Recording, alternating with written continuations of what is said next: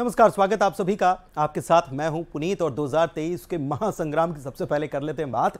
तो छत्तीसगढ़ में चुनावी घमासान जारी है और इस बीच सत्ताधारी पार्टी कांग्रेस जो है इसमें प्रत्याशियों के नाम पर लंबे वक्त से माथापच्ची चल रही है और इसी मुद्दे को लेकर रायपुर में एक बार फिर से आज मंथन किया गया और 5 घंटे तक मंथन चलता रहा और बैठक के बाद बताया गया कि सभी 90 विधानसभा सीटों पर सिंगल नाम तय करने पर मंथन किया गया है। मुख्यमंत्री के आवास पर बैठक हुई जिसमें सीएम भूपेश बघेल के साथ डिप्टी सीएम टीएस सिंहदेव, प्रदेश प्रभारी कुमारी सैलजा, प्रदेश अध्यक्ष दीपक बैज भी मौजूद थे।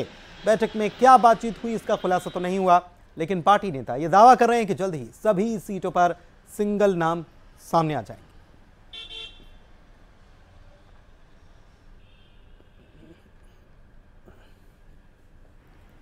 और सीएम आवास पर छत्तीसगढ़ चुनाव समिति की बैठक खत्म होते ही सीएम भूपेश बघेल राजधानी दिल्ली के लिए रवाना हो गए। बघेल के साथ डिप्टी सीएम टीएस सिंहदेव, प्रदेश प्रभारी कुमारी सैलजा, गृह मंत्री ताम्रध्वज साहू भी दिल्ली के लिए रवाना हुए। ये सभी नेता कल दिल्ली में होने वाली कांग्रेस सीडब्ल्यूसी की बैठक में शामिल होने वाले हैं। कयास ये लगाए जा रहे हैं कि प्रत्याशियों के नाम की चर्चा के बाद मुख्यमंत्री दिल्ली में केंद्रीय आलाकमान से नामों पर चर्चा करेंगे, जिसके बाद कांग्रेस प्रत्याशियों की सूची घोषित होने की उम्मीद जताई जा रही है। लेकिन कहा यह भी जा रहा है कि ये सब होगा पितृपक्ष के बाद।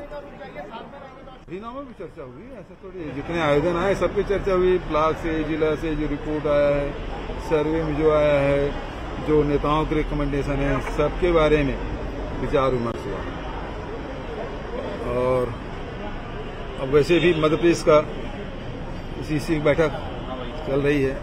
बड़े राज्य हैं, तेलंगाना भी बड़ा है, हम लोगों को तो छोटा राज्य जल्दी हो जाएगा। सर एक साथ 90 के 90 जारी कर दिए। ऐसा कुछ नहीं है। वो देखिए अभी एक पीसी की हमारी बैठक हुई, पीसी की लगातार बैठकें हो रही है। उसके बाद स्क्रीनिंग की एक बैठक हो चुकी है, 2 बैठकें हो रही, एक बार और आए थे, दूसरा राजीव भवन में हुआ था। तो स्क्रीनिंग के बाद फिर सीईसी में मीडिया में चर्चा हो, लेकिन हम हर सीट पर देखकर कर रहे हैं। हर सीट पर उसका विश्लेषण करके या आगे वहाँ का फीडबैक लेकर पार्टी से भी और लोगों से भी इसी तरह से फिर फैसला होगा, क्योंकि हर एक सीट महत्वपूर्ण होती है। और जो चर्चा में बात आई और अलग अलग तरह से हम इनपुट ले रहे हैं, उसमें यही बात आ रही है कि पार्टी के प्रति बहुत अच्छा माहौल है। सीडब्ल्यूसी के कल बैठक है, उसके लिए जा रहे हैं, पर एजेंडा पहले से जानकारी नहीं रहती कि किन किन मुद्दों पे चर्चा होना है। मूलतः सीडब्ल्यूसी नीति निर्धारण का काम करती है, कांग्रेस की सर्वोच्च संस्था है और पूरे देश में कांग्रेस पार्टी का अलग अलग जो संगठन का काम, चुनाव का काम, जो भी, तो रणनीतियों पर चर्चा होती है, रणनीति तय की जाती है। और आइए युगल हमारे संवाददाता हमारे साथ लाइव जुड़े हुए हैं, सीधे उन्हीं के पास चलते हैं, उनसे ये जानते हैं कि 5 घंटे तक जो मंथन हुआ उसमें क्या कुछ निकला है, क्या कुछ बातें सूत्रों की तरफ से सामने आ रही है और साथ ही साथ कल जो दिल्ली में सीडब्ल्यूसी की बैठक होने जा रही है उसके बारे में क्या जानकारी। तो चलते हैं युगल के पास। युगल, क्या जानकारी है? बैठक हुई, बैठक का लब्बो-लुआब कुछ बातें निकल कर आई के अंदर से? और दूसरा, कल बैठक होने वाली है, क्या ये माना जाए कि वो कैंडिडेट तय करना है इसलिए ये बैठक है? देखिए पुनीत, लगभग 5.5 घंटे तक सीएम जो आवास है वहां पर बैठक हुई और तमाम प्रदेश के बड़े आला जो नेता हैं वो मौजूद थे। छत्तीसगढ़ की प्रभारी है कुमारी सैलजा, वो भी मौजूद थी और एक एक सीटों पर जो है मंथन चलते रहा। लगभग 10 से 12 सीट ऐसे हैं पुनीत जिसमें कुछ जो कैंडिडेट्स ज्यादा हैं, कुछ सीट ऐसे भी हैं जिनमें विधायकों को बदलने की बात आ रही थी, कुछ विधायकों के परफॉर्मेंस अच्छे नहीं हैं, तो अगर ऐसे विधायक को रिप्लेस किया जाता है, बदला जाता है, तो उनके बदले में कौन अच्छा कैंडिडेट हो सकता है, उम्मीदवार हो सकता है। और सबसे अहम बात यही है पुनीत कि जैसे ही उम्मीदवारों की सूची जारी होती है तो कुछ बगावत भी देखने को मिलते हैं, तो उन बगावतों को कैसा रोका जाए, किस तरह की रणनीति अपनाई जाए, तमाम तरह की चर्चाएं होती है। हालांकि ये बेहद ही गोपनीय बैठक रही कांग्रेस की। तो जो सूत्रों के हवाले से जो खबरें आ रही हैं तो तमाम सीटों पर रायशुमारी कर ली गई है। जैसे मुख्यमंत्री भूपेश बघेल ने कहा है कि बड़े जो नेता हैं उनके जो रेकमेंड्स हैं, उनके जो पसंदीदा नेता हैं, क्या उन्हें टिकट देना है। जो जीताऊ उम्मीदवार हैं जो जीत करके आए, क्योंकि ये उन उम्मीदवारों को टिकट देने में फायदा होगा जो जीत करके आएंगे। तो ये सीधा सीधा है, तभी कांग्रेस का 75 पार का जो आंकड़ा है पुनीत वो पार हो जाएगा। ठीक है, लेकिन कल जो बैठक होने वाली CWC की, उस बैठक के बारे में कोई एजेंडा, क्योंकि गृह मंत्री ताम्रध्वज साहू बोल रहे हैं नहीं कोई एजेंडा हमको पहले से मालूम नहीं रहता है, लेकिन क्या ऐसा हो सकता है कि CWC की बैठक हो, बैठक बुलाई जाए, एजेंडा नहीं हो? ऐसा तो होता नहीं है। प्रत्याशी चयन होगा, वहां पर मुहर लगने का काम होना है।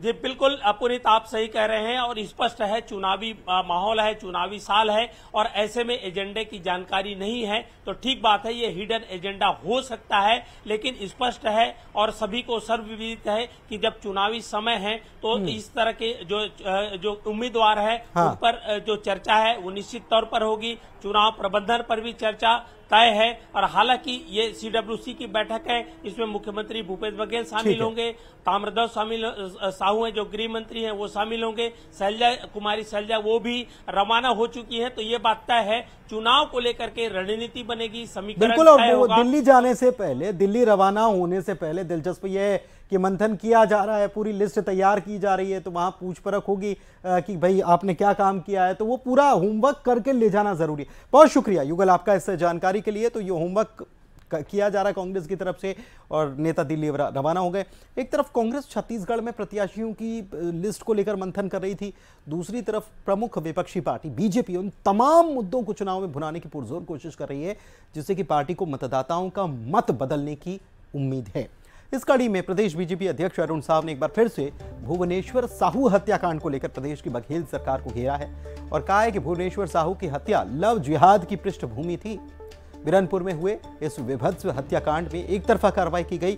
कुल 41 लोगों को आरोपी बनाया गया, लेकिन अभी तक 12 गिरफ्तारियां हुई। कोर्ट के फैसले से यह साफ होता है कि एक वर्ग विशेष को खुश करने के लिए सरकार बहुसंख्यक वर्ग को निशाना बना रही है। भुवनेश्वर साहू का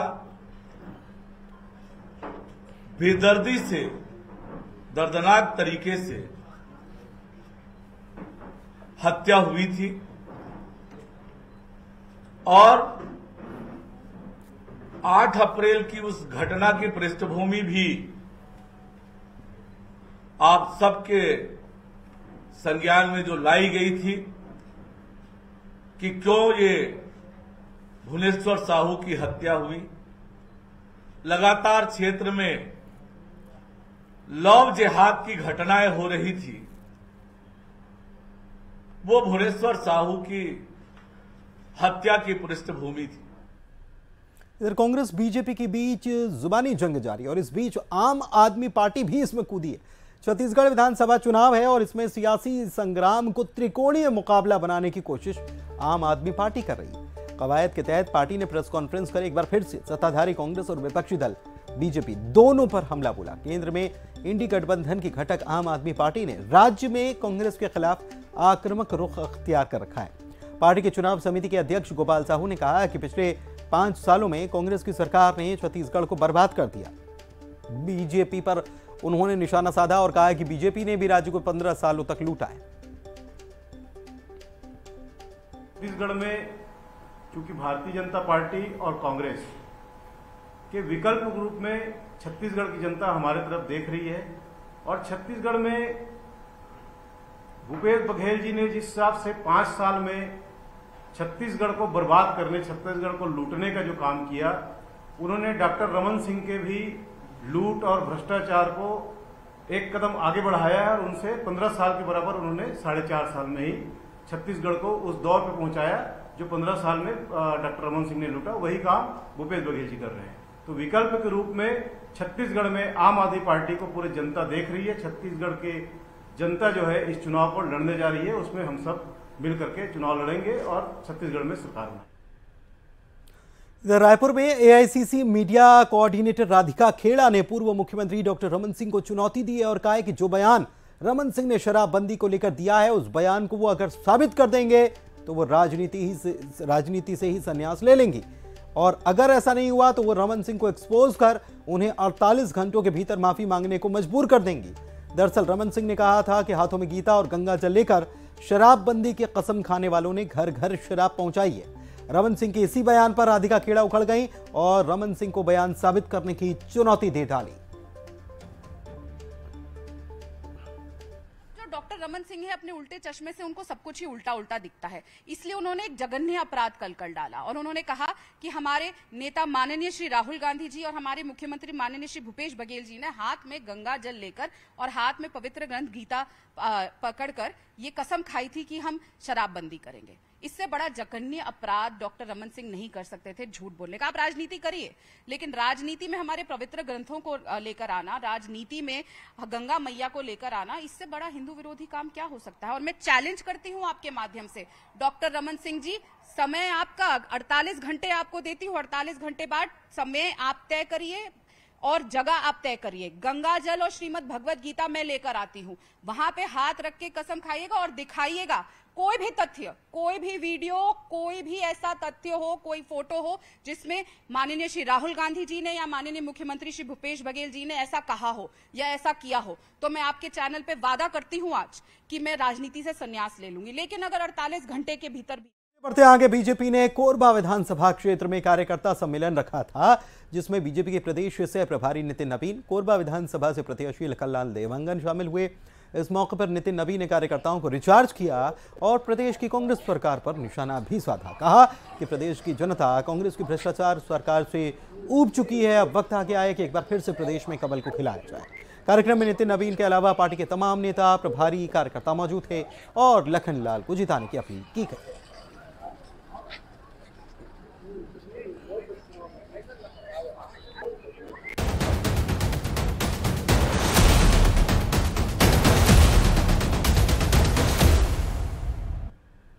और एक और खबर आपको बता देते हैं, बैठक से जुड़ी हुई खबर है, क्योंकि चुनाव करीब है और चुनाव जब करीब है तो तैयारियां बहुत मजबूत रखने की जरूरत है। और इसी लिहाज से रायपुर में हुई है बैठक, पुलिस आला अधिकारियों की बैठक ली गई है।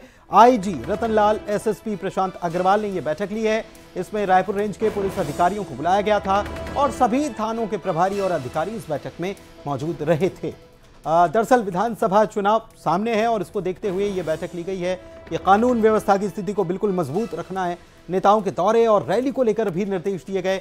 चुनाव में कोई बाधा अगर डालने की कोशिश करता है तो कड़ी कार्रवाई की जाए, इसके निर्देश दिए गए। बूथों का निरीक्षण करने के भी जरूरी निर्देश आज की इस बैठक में दिए गए। पुलिस अधिकारियों की यह बैठक बुलाई गई थी रायपुर।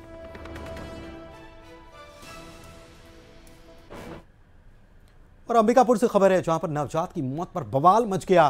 दरअसल डिलीवरी हुई महिला की और उसके बाद बच्चे की मौत हो गई। डिलीवरी के बाद नवजात बच्चे की मौत पर हंगामा हो गया। पंडो महिला के बच्चे की जान चली गई। इसके बाद परिजनों ने अस्पताल में जमकर हंगामा खड़ा कर दिया। ऑपरेशन करने में देरी करने का आरोप लगाया गया। अस्पताल पर नॉर्मल डिलीवरी के लिए 15 घंटे का इंतजार किया गया और उसके बाद जब ऑपरेशन किया गया तो उसमें देरी हो गई और बच्चे की मौत हो गई, ऐसा आरोप परिजन लगा रहे हैं।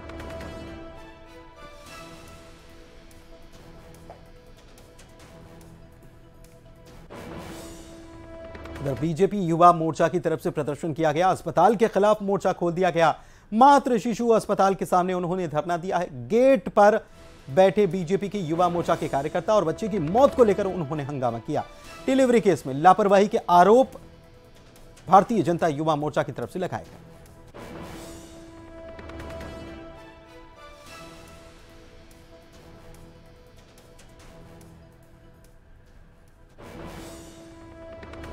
श्रवण हमारे संवाददाता हमारे साथ फोन लाइन पर जुड़े हुए हैं, इनसे अपडेट ले लेते हैं कि अब इस मामले में क्या कुछ कोई जांच हो रही है। श्रवण, क्योंकि आरोप बेहद गंभीर है, बच्चे की मौत हो गई और आरोप यह है कि देरी की वजह से बच्चे की जान चली गई।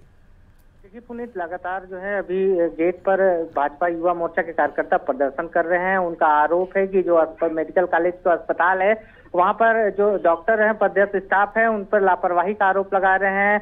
दरअसल सूरजपुर जिले से एक गर्भवती महिला को यहाँ प्रसव के लिए लाया गया था। उसके प्रसव में करीब 15 घंटे के बाद आनंद फानंद में ऑपरेशन किया गया था और इसके बाद उस बच्चे की मौत हो गई है। इसके साथ ही जसपुर जिले से रिफर केस यहाँ पर आया था, उस महिला के भी मौत का मामला यहाँ पर सामने आया है, जिसके बाद जो है जो युवा मोर्चा के जो कार्यकर्ता हैं वो यहाँ पर प्रदर्शन कर रहे हैं और कार्रवाई की मांग कर रहे हैं। लापरवाही जितने भी यहाँ पे तमाम जो भी यहाँ स्टाफ है उन पे लापरवाही करने पर कार्रवाई की मांग कर रहे हैं। लेकिन अभी तक 1 घंटा हो गया है, भाजपा युवा मोर्चा गेट के सामने प्रदर्शन कर रही है, न ही अस्पताल प्रबंधक के कोई यहाँ पर जिम्मेदार अधिकारी यहाँ पर पहुंच पाया है, न ही किसी तरफ का यहाँ पे जवाब आ पाया है। लगातार जो है यहाँ पे प्रदर्शन कर रहे हैं। ठीक है, आप नजर बना के रखिएगा, अभी प्रदर्शन चल रहा है, कोई जवाब या कोई जिम्मेदार इनसे मिलने के लिए नहीं आया। बहुत शुक्रिया श्रवण आपका इस जानकारी के लिए। 3:30 बजता है, 5 बजता है, 5 बजे में जब जो अधीक्षक के द्वारा मुझे नंबर उपलब्ध कराया गया था राजेंद्र करके एम्बुलेंस के लिए, उनसे बात होती है। फिर वो 5 बजे जब बात होती है तो बोलते हैं कि थोड़ा सा एम्बुलेंस और कहीं चला गया है, आप 2 घंटा और लगेगा, बनने गया है। फिर वो किसी और का नंबर देते हैं, मेरी उससे बात होती है तो बोलता है कि 7 बजे के पहले एम्बुलेंस नहीं मिलेगा। और कल वीआईपी ड्यूटी में हमारे 4 एम्बुलेंस गए थे, वो स्वास्थ्य मंत्री जी के यहाँ का रेफरेंस देता है कि हमने उनके रेफरेंस में कल 4 एम्बुलेंस भेजे हैं, इसलिए अभी उपलब्ध नहीं हो पाएगा। जैसे वो फोन कटता है, मेरे को लगता है 5:15 के आसपास उस महिला की डेथ की खबर मुझ तक पहुंचती है। आज हम सब यहाँ बैठे हैं, एक और महिला है जो सूरजपुर के दुलदुली से आई हैं, उनके 15 घंटे लगातार नॉर्मल प्रसव कराने के चक्कर में बच्चे नवजात की मृत्यु हो जाती है। ये रोज की घटना है। हम सब युवा मोर्चा के कार्यकर्ता यहाँ आपाधापी में आए हैं, लेकिन जो हालात है, जो तकलीफ है, उसको लेकर आज अस्पताल के गेट में बैठे हैं कि स्वास्थ्य मंत्री जी के शहर का मेडिकल कॉलेज अस्पताल का प्रबंधन सबके सामने है, सबके सामने है। चलिए बढ़ते आगे। जशपुर से खबर आपको बता दें, जहां पर नाबालिग बहनों से रेप की वारदात अंजाम दी गई। 2 नाबालिग बहनें, उनके साथ गैंगरेप किया गया। दरअसल गई थी शौच के लिए और यहीं पर रोककर गैंगरेप की वारदात अंजाम दी गई। गांव के 2 लोगों पर गैंगरेप का आरोप लगा है। पुलिस ने आरोपियों को गिरफ्तार कर लिया है, जिसमें एक नाबालिग भी है। कुल मिलाकर 2 आरोपी गिरफ्तार किए गए। एक नाबालिग है, 2 नाबालिग बच्चियों से गैंगरेप की वारदात अंजाम दी गई। जशपुर के दोखड़ा में यहां पर ये शौच के लिए निकली थी और इसी दौरान उनके साथ ये दुष्कृत्य किया गया। गरियाबंद में सिंधी समाज के सैकड़ों लोगों ने नवापारा थाने का घेराव किया। इनका आरोप है कि हर्षित सिंघाई नाम के एक युवक ने सिंधी समाज की लड़कियों को लेकर आपत्तिजनक टिप्पणी की, जिसको लेकर समाज ने नवापारा थाने में शिकायत दर्ज कराई। इस पर कार्रवाई नहीं हुई। ऊपर से शिकायत दर्ज करने के बाद भी युवक ने दोबारा सिंधी समाज की लड़कियों के खिलाफ अभद्र टिप्पणी की, जिससे गुस्साए समाज के लोगों ने नवापारा पुलिस पर कार्रवाई नहीं करने और आरोपी को बचाने का आरोप लगाते हुए थाने का घेराव कर दिया। इसके साथ ही आरोपी के खिलाफ कार्रवाई नहीं होने पर उग्र आंदोलन की चेतावनी।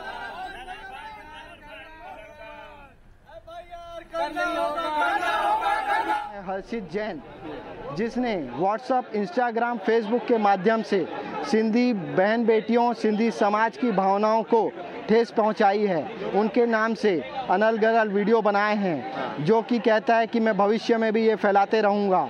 जिस मैटर पे आज हम एफआईआर कराने आए हैं, ये एफआईआर हम 3 दिन पहले भी कराने आए थे।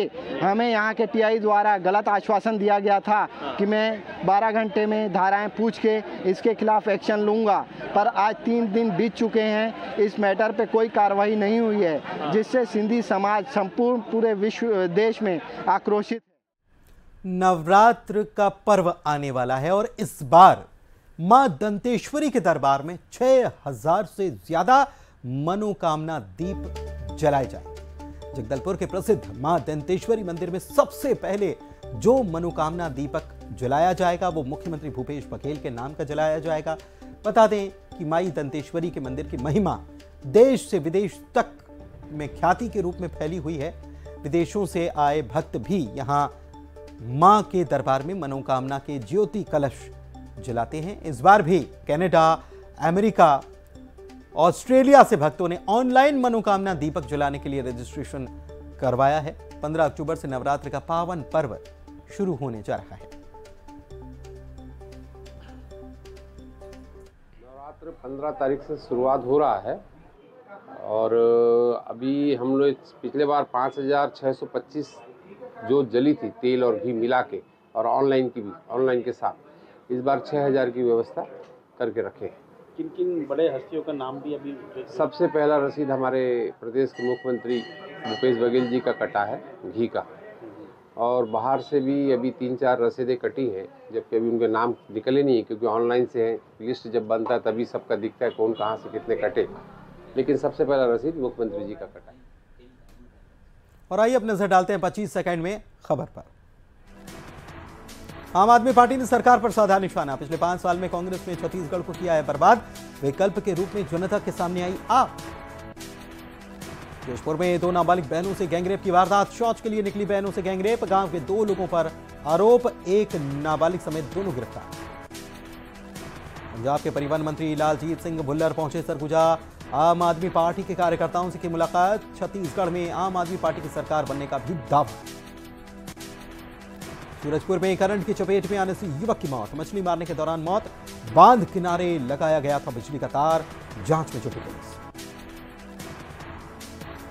पूर्व सीएम डॉक्टर रमन सिंह ने सीएम भूपेश बघेल पर साधा निशाना। कहा, लाखों बच्चों के भविष्य से खिलवाड़ कर रही सरकार। पीएससी में हुई गड़बड़ी को लेकर रमन सिंह को लिखा पत्र। गरियाबंद में सिंधी समाज ने किया नवापारा थाने का घेराव। थाना प्रभारी पर कार्रवाई नहीं करने का आरोप। एक युवक ने की थी समाज की लड़कियों को लेकर टिप्पणी। रायपुर में पुलिस अधिकारियों की बैठक। आईजी रतन लाल, एसएसपी प्रशांत अग्रवाल ने ली बैठक। सभी थानों के प्रभारी और अधिकारी रहे मौजूद।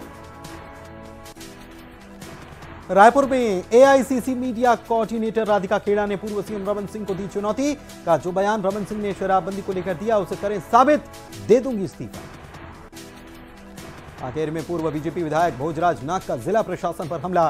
बोले, मैं नेता नहीं, पुजारी भी हूं, जरूरत पड़ने पर भूत भी उतारता हूं। अंबिकापुर में 1 करोड़ की ठगी का शिकार हुए व्यापारी ने की खुदकुशी। यूरेनियम में पैसा लगाने के नाम पर कोलकाता के ठगों ने बनाया था शिकार। 5 लोगों पर एफआईआर दर्ज। और इसी के साथ छत्तीसगढ़ के इस बुलेटिन में फिलहाल इतना ही, लेकिन खबरों का सिलसिला न्यूज़ 18 मध्य प्रदेश छत्तीसगढ़ पर लगातार जारी है। बने रहिए।